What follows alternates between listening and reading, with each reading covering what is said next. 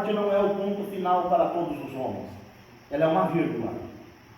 Tem muita gente que diz, morreu, acabou. Não, não acabou não. Tem uma eternidade depois da morte. E nós podemos ver então claramente que existem essas duas realidades aqui eternas, completamente distintas uma das outras. Uma realidade de bem-aventurança eterna e outra realidade de tormento eterno. Jesus então vai nos apresentar aqui profundos contrastes nessa passagem. E eu quero encerrar esse sermão apresentando para vocês esses três principais contrastes que Jesus mostra. O primeiro deles é um contraste na vida, o segundo um contraste na morte e o terceiro um contraste na eternidade. Versículo 19. Ora, havia certo homem rico que se vestia de púrpura e de linho finíssimo e que se alegrava todos os dias com grande ostentação. Você parou para pensar nesse versículo? Hoje a gente quer comprar uma roupa bonita, é tão simples, a gente vai numa loja ou vem no bazar aqui da Igreja Batista Manancial. Eu já vou falar, irmãos, nós vamos fazer outro bazar. Pensa numa roupa bonita e baratinha que tem aqui na igreja, mas é tão simples, tão fácil de comprar uma roupa. Naquela época não. Quem lembra da Lídia, vendedora do que ela era? Púrpura. O que é a púrpura? Os irmãos sabem do que é feito a púrpura? Era uma substância extraída dos moluscos que viviam nas profundezas do mar. A púrpura, essa substância, era tingido a roupa, e somente os nobres, os mais ricos, os senadores romanos se vestiam de púrpura. Mas o texto diz mais, que esse homem se vestia de púrpura e de linho finíssimo, ou seja, nas roupas exteriores era púrpura, nas roupas interiores linho finíssimo. Esse homem, e outra coisa, ele não se vestia assim para ocasiões especiais. Está aí na sua Bíblia, no versículo 19, ele se vestia dessa maneira todos os dias. Todos os dias. Nós podemos dizer que esse homem vivia de festa em festa, de banquete em banquete, rodeado de homens nobres, e o texto vai dizer aqui que ele vivia assim todos os dias com grande ostentação. Aquele homem ostentava as suas melhores roupas todos os dias, ostentava a sua riqueza todos os dias, ele ostentava e se regalava esplendidamente, de banquete em banquete, de festa em festa, todos os dias. Em contrapartida, na mesma história, nós vamos encontrar um homem na sarjeta, um mendigo chamado Lázaro, que vivia doente e na miséria. Veja aí o versículo 20. Havia também certo mendigo chamado Lázaro, coberto de feridas, que ficava deitado à porta da casa do rico. Ele desejava alimentar-se das migalhas que caíam da mesa do rico, e até os cães vinham lamber-lhe as feridas. Nós temos um homem riquíssimo, que se veste muito bem, que come do bom e do melhor, que está sempre muito bem vestido, e do outro lado, na mesma história, sentado à porta da casa daquele homem, alguém que deseja comer o que sobra da mesa, o que cai, as migalhas que caem no chão. Lázaro estava ali, fraco, debilitado, morador de rua, enfermo, coberto de chagas. Aquele homem estava tão fraco que ele não tinha força para chutar os cães que vinham lamber as suas feridas. Quem é que em sã consciência deixa um cachorro vir lamber as suas úlceras? Mas aquele homem não tinha força de tocar, de enxotar aqueles animais que vinham lhe lamber as feridas. Nós vamos encontrar então esse contraste na vida. O rico ostentava diariamente em banquetes, Lázaro desejava as migalhas que caíam no chão. Oh, meus irmãos, era costume da época e dos nobres da época, limpar a boca e as mãos com pães.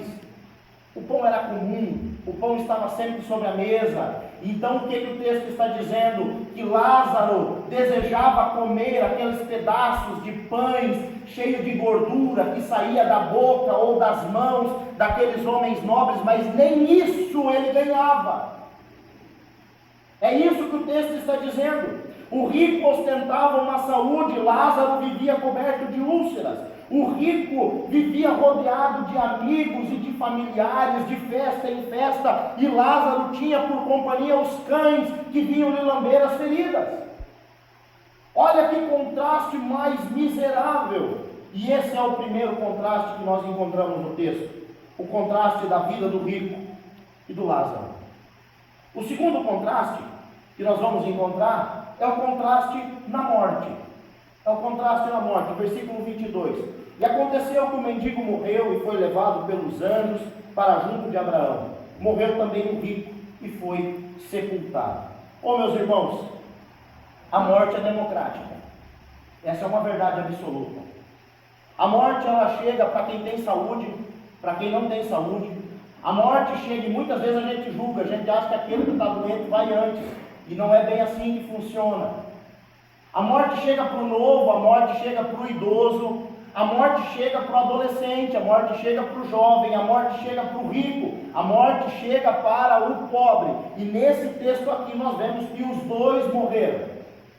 Nós vivemos um período há tempo atrás de pandemia, onde empresários do Brasil que faleceram falaram assim: eu tenho dinheiro para comprar respirador e mandar colocar aqui na minha casa. Quantos desses morreram dentro dos melhores hospitais, e quantos sem dinheiro nenhum saíram caminhando do SUS? Eu fui um deles. Previsão nenhuma de sair de lá, num hospital de base. A médico olhou para minha mãe e falou: entre e se despede, porque é bem certo que ele não vai voltar. E eu estou aqui, para a honra e glória do Senhor Jesus Cristo, porque a morte, ela é democrática. Quando chegar a minha vez, quando o Senhor lá chamar a minha senha, não há nada que eu possa fazer também. Eu vou. Eu não estou com pressa para ir, irmãos, mas eu vou. Se Ele me chamar, eu vou. Não importa quanta influência, fama ou dinheiro a pessoa tem, a morte chega. Você pode estar morando na cobertura mais alta, a morte entra lá em cima e pega. Você pode andar dentro de carro blindado, a morte pega você lá dentro do carro blindado. Quando chega o dia que o Senhor chama você para se apresentar a Ele, não interessa quanto você tem na conta. O salmista vai dizer no Salmos 49, 17: pois quando morrer, nada levará consigo, a sua glória não o acompanhará. A morte não pede licença, ela entra e faz o trabalho dela. E Jesus nos mostra que os dois morreram e que o rico foi sepultado. Ô, meus irmãos, há um detalhezinho aqui. Os dois morreram, mas quem é que foi sepultado? Só o rico. O texto não fala que Lázaro foi sepultado. Agora, você já foi no velório de rico? Eu já fui. Quando a pessoa me falou o preço do caixão, eu falei: vai enterrar mesmo esse caixão nessa... Era o valor de um carro novo, irmãos. Imagina a pompa desse homem que se vestia de púrpura todos os dias. Imagine o tamanho das coroas de flores que foram colocadas ali. Imagine os presentes. Imagine a multidão. Porque se tem um velório que dá bastante gente, é velório de pessoa famosa. Aquele homem vivia na regalia, ele era da alta sociedade. Aonde aquele homem foi velado, deveria que não cabia mais ninguém. Eu fico imaginando os discursos. E quantas vezes nós já não ouvimos esse discurso: esse descansou em paz. Talvez alguém falou no velório do rico: esse era um homem bom, era um homem justo, era um homem honesto, agora ele descansou em paz. Será? Não é isso que o texto vai nos mostrar. Esse homem não está em paz, nem um pouquinho de paz ele está tendo. Mas algo interessante, como eu disse, desse texto: Jesus diz que os dois morreram, mas somente o rico foi sepultado. Se fosse nos dias de hoje, nós poderíamos dizer que esse mendigo foi sepultado em uma cova rasa, como um indigente. Mas naquela época não era assim. E o que eu vou falar talvez pode chocar um pouquinho você, mas eu peço que você pesquise um pouco sobre o que eu vou falar. Eu sei que nós temos hoje um carinho excessivo e até umas pessoas são extrapoladas com os animais. E o cachorro se tornou para muitos como parte da família. Mas o cão dentro da Bíblia, os cães dentro da Bíblia não são pets como a gente tem hoje. Não são. Inclusive, se você olhar lá para 2 Reis, capítulo 9, versículo 36, Jezabel, a carne de Jezabel foi devorada por cães. Só lhe restou as mãos, a cabeça e os pés. Só isso. Porque os cães devoraram toda a carne de Jezabel. O texto não diz que Lázaro foi sepultado. Então, abre para que a gente possa entender e interpretar que aquele mendigo foi devorado por aqueles cães que lhe lambiam as chagas. É muito provável que a sepultura de Lázaro tenha sido os próprios cães. O texto não diz isso, mas o texto também é muito claro em dizer que apenas um foi sepultado. Apenas um. O rico teve um lindo funeral. Lázaro, nós não sabemos. Esse é o contraste na morte. Todos esses dois contrastes acontecem do lado de cá, da onde a gente tem um pouco de ciência e conhecimento. Mas vem o último contraste, que é o contraste no pós-morte, é o contraste na eternidade. Versículo ainda 22 e 23. E aconteceu que o mendigo morreu e foi levado pelos anjos para junto de Abraão. Morreu também o rico e foi sepultado. No inferno, estando em tormentos, o rico levantou os olhos e viu ao longe Abraão e Lázaro junto dele. Um dos primeiros seminaristas do Brasil, no século XIX, numa turma aí de 5 alunos, Miguel Gonçalves Torres era um desses 5 alunos. E ele sempre dizia para os seus companheiros: não basta viver bem, é preciso morrer bem. Não basta viver bem, é preciso morrer bem. Esse homem tinha sua saúde muito debilitada e em uma certa manhã ele chamou a sua esposa e ele disse: querida, eu pensei que quando eu morresse eu iria para o céu, mas eu me enganei. E aquele homem era um homem santo. Ela olhou assustada para ele e ele disse assim: é o céu que veio me buscar. E com essas palavras ele adormeceu. Quando nós olhamos para essa passagem que Jesus conta, essa história, Lázaro morre, quem sabe na sarjeta, não sabemos se foi sepultado ou foi devorado, não sabemos. Mas o que Jesus fala aqui depois da morte, não foi Lázaro que foi para o céu, foi o céu que desceu para buscar Lázaro. E ele foi então acompanhado até a glória por anjos. O rico foi sepultado, mas a alma do Lázaro foi conduzida até o céu. Oh, meus irmãos, eu faço das palavras do Miguel a minha. Não adianta, não basta viver bem, é preciso morrer bem. Essa vida é muito curta, podemos viver aqui várias regalias, o que vai valer é a eternidade. A eternidade não tem fim. Olha só o versículo 22, aconteceu que o mendigo morreu e foi levado pelos anjos para junto de Abraão. Que coisa maravilhosa! Abraão aqui tipifica Deus. Na sua Bíblia talvez vai estar seio de Abraão, que também é uma terminologia para paraíso, como casa do Pai, eternidade, Nova Jerusalém. São todas terminologias que indicam o paraíso, que apontam e representam o paraíso. E Lázaro morreu, mas quem veio buscar ele foi o céu. Foi o céu. Ele foi escoltado por anjos até a glória. Oh, meus irmãos, o céu não é um estado apenas, ele é um estado e um lugar, um estado de felicidade completa, de satisfação eterna, mas também é um lugar onde Deus habita com os seus santos, e foi para lá que Lázaro foi. Note que esse texto aqui quebra com qualquer pensamento de sono da alma. Ele não morreu e foi dormir. Tanto Lázaro como o mendigo, eles não morreram e foram para um dormitório espiritual. Imediatamente um foi conduzido ao céu e o outro abriu os olhos do inferno, completamente conscientes do que estava acontecendo. Lázaro morreu e foi levado por anjos para o céu. E sabe o que acontece, meus queridos irmãos? No céu, consolo. O que isso significa? Significa que ali não há mais fome, ali não há mais dor, ali não há mais chagas, ali não há mais podridão, ali não há mais cães lambendo a ferida, ali não há mais vontade de comer migalha de pão, porque há uma mesa posta com fartura para aqueles que estão ali.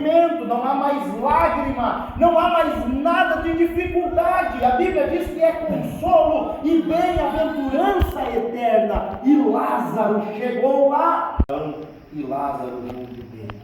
Aquele homem descobriu que a vida não é apenas viver e que a morte também não é apenas morrer. E imediatamente após a morte, aquele homem, digamos assim, abriu os seus olhos no inferno. Enquanto um estava com Abraão, o outro estava em tormento eterno. Tormento eterno. É importante ressaltar aqui também que o rico não foi para o inferno porque era rico e nem o pobre foi para o céu porque era pobre. Porque existe esse pensamento dentro da igreja. E aí muitas pessoas confundem humildade com pobreza e viram uma bagunça na nossa cabeça. Tanto rico quanto pobre são pecadores e carecem da glória de Deus. Tanto um quanto o outro. Tanto rico quanto pobre, se confessarem o Senhor Jesus Cristo como seu único e suficiente Salvador, alcançam misericórdia e graça. É isso que a Bíblia nos orienta. Por isso Jesus dá um nome para aquele homem, e diz que o nome dele era Lázaro, e Lázaro significa Deus é o meu socorro, Deus é o meu auxílio, Deus é quem me ajuda, e esse homem foi alcançado pelo Senhor. Não existe maldição na riqueza, também não existe vantagem nenhuma na pobreza, irmãos, não existe. Nós precisamos do Senhor Jesus Cristo. Como eu disse, pobres e ricos todos carecem da misericórdia de Deus. Mas qual é então, para encerrar aqui, a dura realidade do inferno? E Jesus pinta esse quadro. Jesus mostra para nós a dura realidade do inferno. Primeira, os gnósticos o inferno, irmão, sempre foi combatido, falar sobre o inferno. Já ouvi certo pastor dizer que os crentes tentam apagar as chamas do inferno. E aí surgiu no nosso meio vários pensamentos. Os gnósticos diziam: olha, morreu, acabou. O homem é um conglomerado de átomos e você morreu, vai se deteriorar e pronto, e não existe nada. Outro pensamento surge e muitas pessoas vão dizer: o inferno é aqui. Quem já ouviu isso? O inferno é aqui. Ô irmão, se o inferno fosse aqui, seria bom demais. Aqui tem água fresca para beber, tem comida saborosa para comer, tem casa para morar, tem emprego para trabalhar, tem igreja para cultuar, tem aniversário para ir, tem festa para acontecer, tem momento ruim? Tem, mas é bom demais viver. E se o inferno fosse aqui, Deus seria muito injusto. Deus seria injusto, porque o contraste que ele nos mostra aqui é de que um homem tinha tudo enquanto estava vivo, e o outro não tinha nada enquanto estava vivo. Se isso aconteceu no tempo de Jesus, pode ter certeza que continua acontecendo.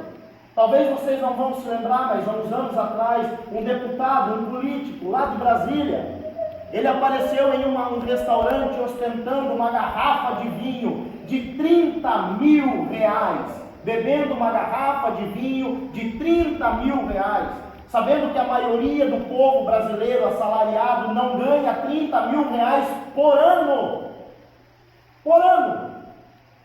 Que inferno essa pessoa vai viver, se o inferno é aqui? Se morrer.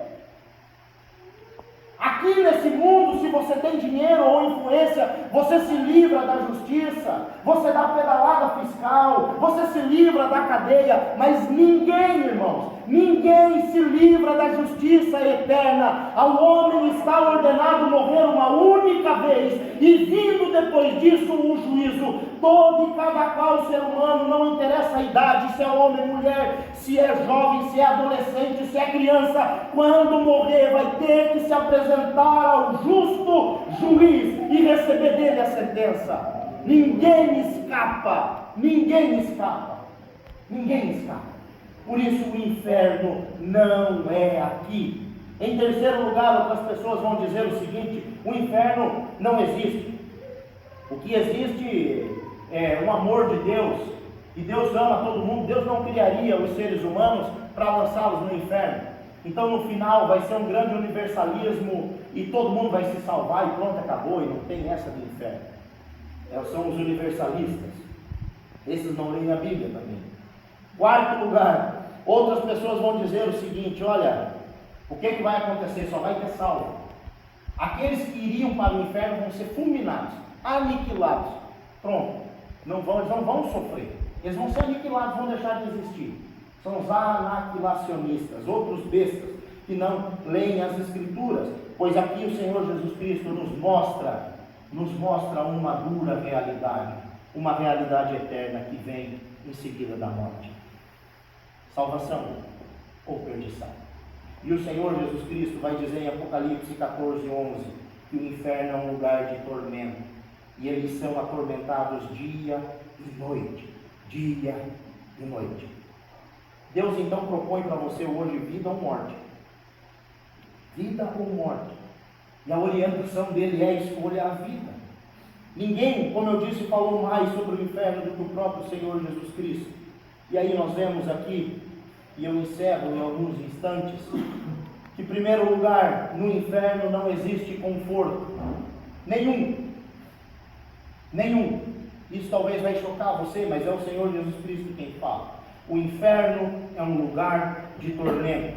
Versículo 23. No inferno, estando em tormentos.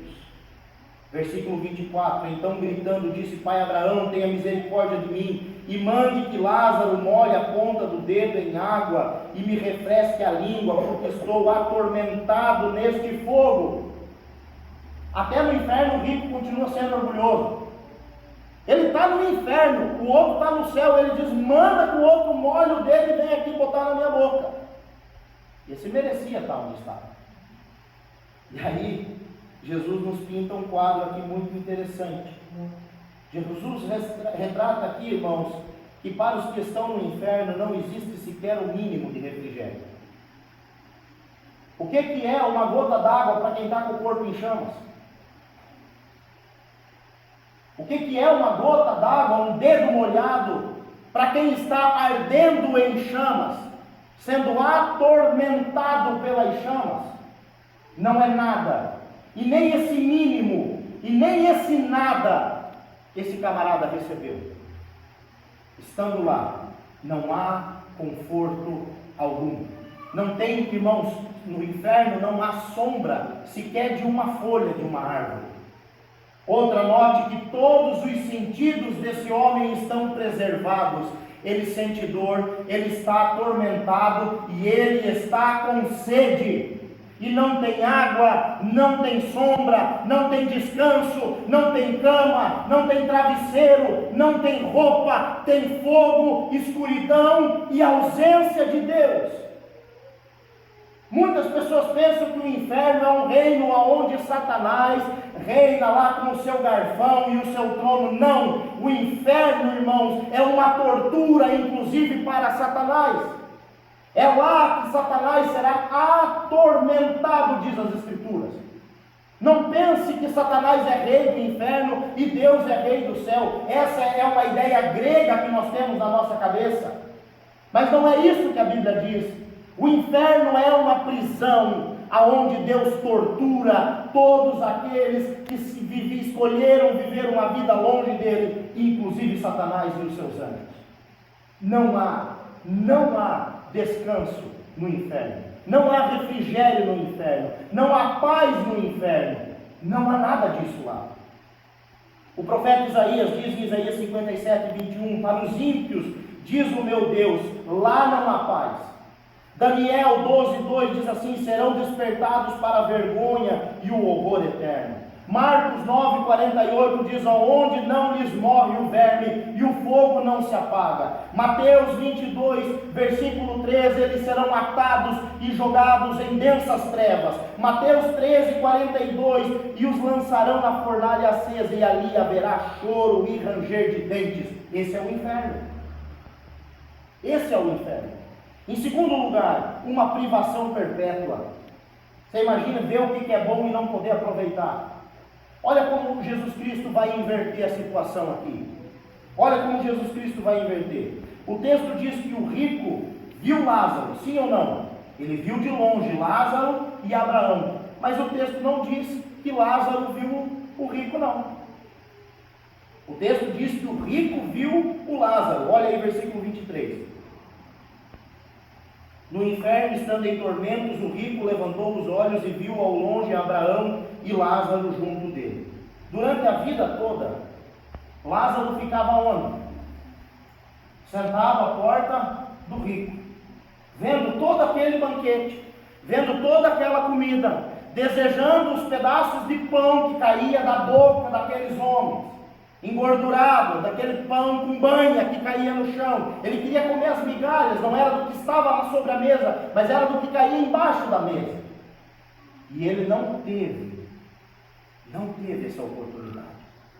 Mas agora no inferno, o rico está em tormento, e ele está vendo Lázaro sendo consolado. Lázaro sendo consolado.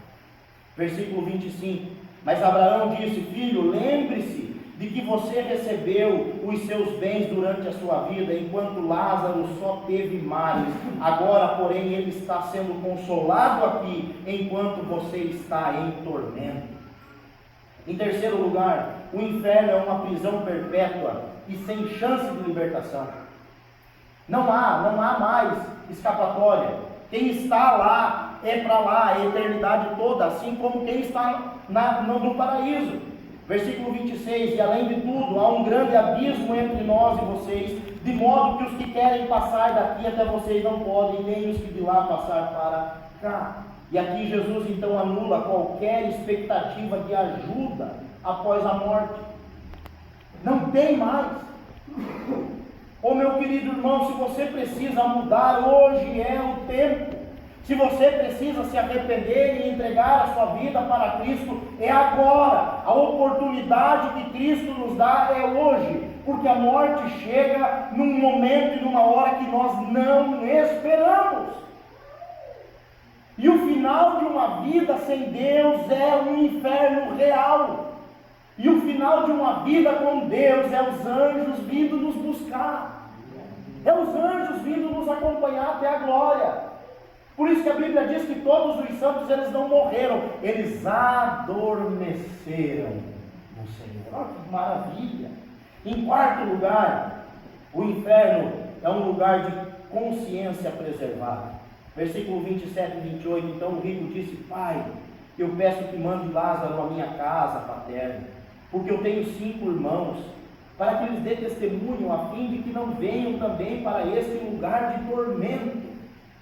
Aquele homem não só sentia dor, não só sentia sede, não só sentia o tormento, mas ele sentia remorso. Ele se lembrava dos seus parentes vivos, há consciência no inferno e no céu. A consciência. E ele diz: então manda que Lázaro apareça lá, que ele ressuscite, e que ele fale para os meus irmãos. Eu tenho 5 irmãos, Abraão, para que eles não venham para esse lugar. O remorso tomou conta da vida daquele homem. Certa feita, em um velório, 2 filhas, e uma se descabelava, pulava, gritava, sacudia o caixão da mãe, e a outra chorava quieta no canto. E aí, aquele homem olhou e falou assim: essa filha devia amar muito a mãe. E o pastor olhou e falou: não, a que amava a mãe é aquela que está quietinha no canto chorando. Essa aí está sentindo remorso, porque a mãe partiu e ela não pediu perdão, ou porque a mãe partiu e alguma coisa ela fez e não deu tempo, ou ela estava na balada e a mãe dela adoeceu, enfim, alguma coisa. Isso é remorso.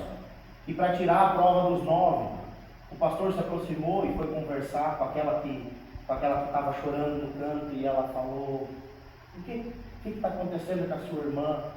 Ela falou: eu não sei, mas eu acho que isso é remorso, porque ela não esteve junto com a mãe até o final. Aí o pastor perguntou, e você? Ela falou, não, eu cuidei da mãe. Durante 3 anos eu cuidei. Claro que aquela filha estava sentindo também, ela estava triste, mas ela estava com a consciência, eu fiz tudo o que eu podia fazer. Oh, meu querido irmão, depois de morrer, não tem mais o que fazer, não tem mais como falar.